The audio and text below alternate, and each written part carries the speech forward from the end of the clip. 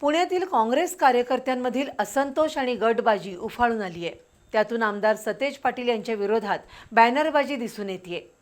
काँग्रेसचे पुणे प्रभारी सतेज पाटील यांनी कोल्हापूर हरल्यानंतर पुण्यातही पक्ष सपाट केलाय। त्यामुळे आमचं ठरलंय कोल्हापूरचं पार्सल कोल्हापूरला पाठवायचंय अशा शब्दात काँग्रेस कार्यकर्त्यांनी नाराजी व्यक्त केली आहे। पुण्यातील ही बॅनरबाजी सोशल मीडियावर चांगलीच गाजतीये।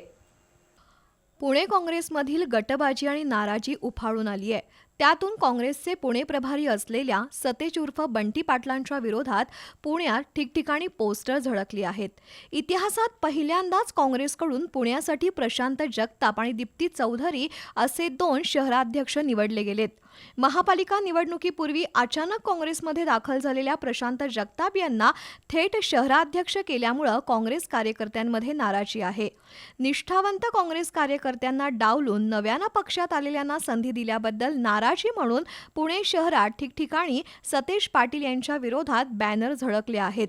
आमचं ठरलंय कोल्हापूरचं पार्सल कोल्हापूरला पाठवायचंय अशा शब्दात काँग्रेस कार्यकर्त्यांनी नाराजी आणि संताप व्यक्त केलाय।